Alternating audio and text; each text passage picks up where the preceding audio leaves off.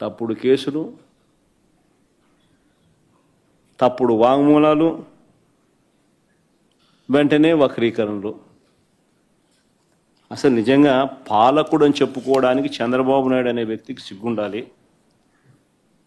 పత్రికలు, టీవీలు అని చెప్పుకునేదానికి ఈ ఎల్లో మీడియాకు సిగ్గుండాలి.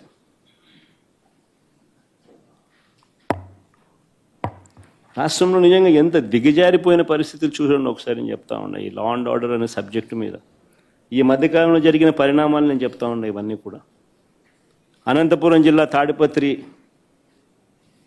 మాజీ ఎమ్మెల్యే కేతిరెడ్డి పెద్దారెడ్డి తాను తన సొంత ఇంటికి తాడిపత్రిలో నియోజకవర్గ హెడ్ క్వార్టర్స్లో తన సొంత ఇల్లు ఉంది. ఆ సొంత ఇంటికి తాను వెళ్ళలేని పరిస్థితి. కోర్టు ఆదేశాలున్నా ఆయన ఎప్పుడు అక్కడికి వెళ్ళాలని ప్రయత్నం చేసినా పోలీసులే అడ్డుకుంటారు.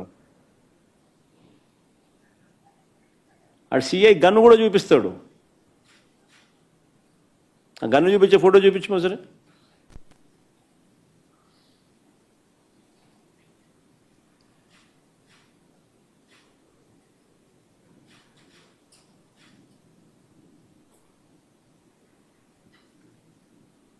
బీహార్లో ఉన్నామా లేకపోతే ఏ రాష్ట్రంలో ఉన్నాము, ఆటవిక రాజ్యంలో ఉన్నామా అనేది నిజంగా చంద్రబాబు నాయుడు అనే వ్యక్తి నిజంగా తనను ప్రశ్నించుకోవాలా.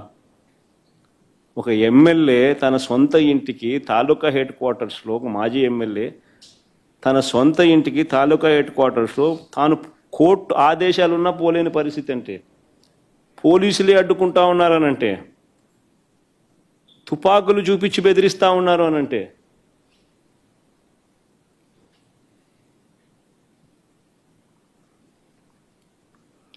ఆరు సార్లు ఎమ్మెల్యేగా పనిచేసిన నల్లపురెడ్డి ప్రసన్న కుమార్ రెడ్డి, 6 సార్లు ఎమ్మెల్యే ఆయన నల్లపురెడ్డి ప్రసన్న కుమార్ రెడ్డి, 6 సార్లు తాను ఎమ్మెల్యే.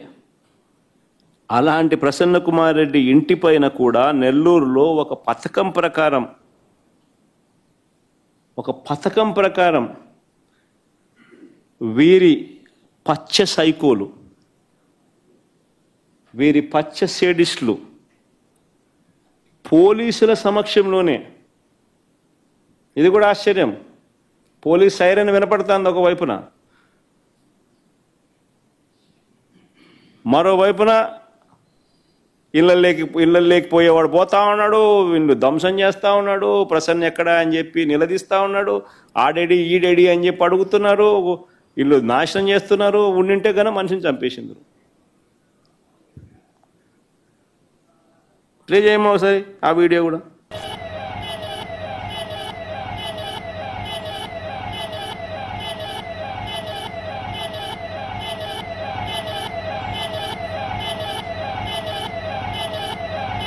అదే పోలీస్ వాహనం ఎర్ర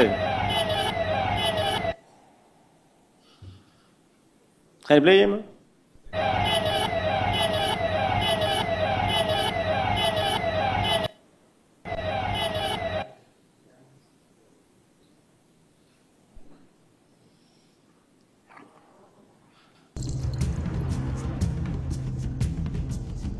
నిన్ను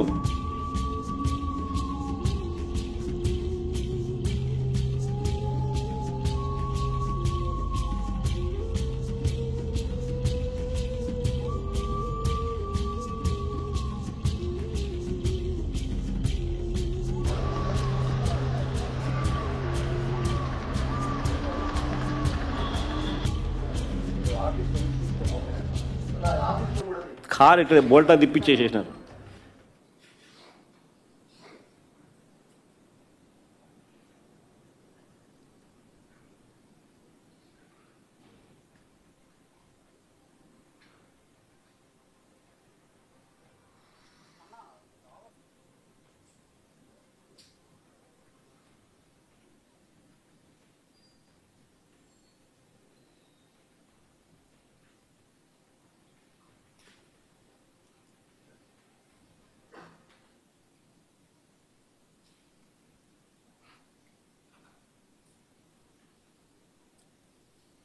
నిజంగా అదృష్టవశాత్తు ప్రసన్న ఇంట్లో లేడు. అదృష్టవశాత్తు ప్రసన్న ఇంట్లో లేడు. ఒకవేళ ప్రసన్న ఇంట్లో ఉండుంటే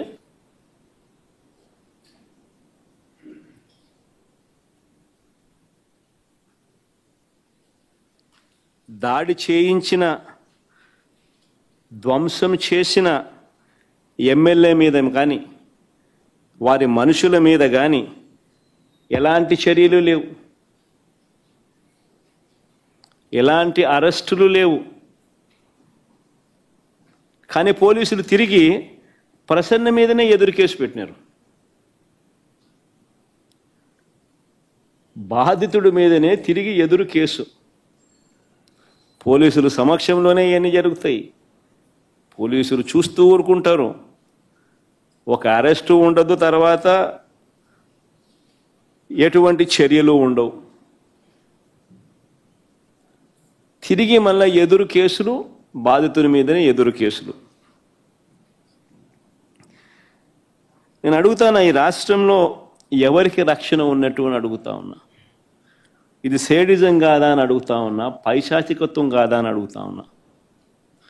చంద్రబాబు గారు రాజకీయ కుట్రలతో ఈ రాష్ట్రంలో ఒక దుష్ట సాంప్రదాయాన్ని తీసుకొచ్చాడు చంద్రబాబు నాయుడు. దాన్ని కొనసాగిస్తూ ఉన్నాడు. ఒక కేతిరెడ్డి పెద్దారెడ్డి విషయమే కాదు, ప్రసన్న విషయం ఒకటే కాదు, కాకాని గోవర్ధన్ రెడ్డి, వల్లభనేని వంశీ, చెబిరెడ్డి భాస్కర్ రెడ్డి, పెద్దిరెడ్డి మిథున్ రెడ్డి, నందిగాం సురేష్, పెన్నెల రామకృష్ణారెడ్డి, పోసాని కృష్ణమురళి సహా ఎంతోమంది మీద తప్పుడు కేసులు. వీళ్ళే కాకుండా 70 ఏళ్ల వృద్ధుడైన సీనియర్ జర్నలిస్ట్ కొమ్మినేని శ్రీనివాసరావుతో సహా కృష్ణమోహన్ రెడ్డి, ధనుంజయ రెడ్డి లాంటి తమ జీవితంలో ఏ రోజు కూడా మచ్చలేని రిటైర్డ్ అధికారులు వీళ్ళు. వాళ్ళ కెరియర్ మొత్తం మీద. ఇలాంటి వాళ్ళను కూడా ఇంకా వీరి కాక ఎంతోమంది అమాయకుల మీద ఈరోజు తప్పుడు కేసులు పెట్టి ఇరికిస్తూ ఉన్నారు. అన్ని కేసులకు ఒకే మోడస్ ఆపరాండి. ఆ మోడస్ ఆపరాండి అంటే ఏమిటనంటే తప్పుడు వాంగ్మూలాలు.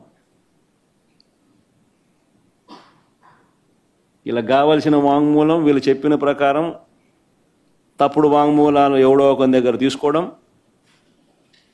అని ప్రలోభ పెట్టడమో భయపెట్టడమో ఏదో చేయడం, ఆ దగ్గర తప్పు వాంగ్మూలము వాళ్ళ దగ్గర నుంచి తీసుకోవడము, ఇలా కావాల్సిన వర్షన్, దాని ఆధారంగా ఇష్టం వచ్చినట్లు అరెస్టులు. ఇదే మోడస్ ఆపరాండి. ఈ దేశంలో ఎవరినైనా అరెస్ట్ చేయొచ్చు అని చంద్రబాబు నాయుడు చూపిస్తూ ఉన్నాడు. మోడీనైనా అరెస్ట్ చేయొచ్చు, అమిత్ షానైనా అరెస్ట్ చేయొచ్చు. No exemptions. కావాల్సిందల్లా ఎవడో ఒకడు బీజేపీ పార్టీ నుంచి ఒకరిని కండవా కప్పి తెలుగుదేశం పార్టీలోకి తీసుకోవడం, వాడితో మోడీ నాతో ఎన్ని చేయించినాడు అని చెప్పించడం, మోడీ మీద కేసు పెట్టడం, అంతే. మోడీ ఆపరాండి ఇది, అంతే.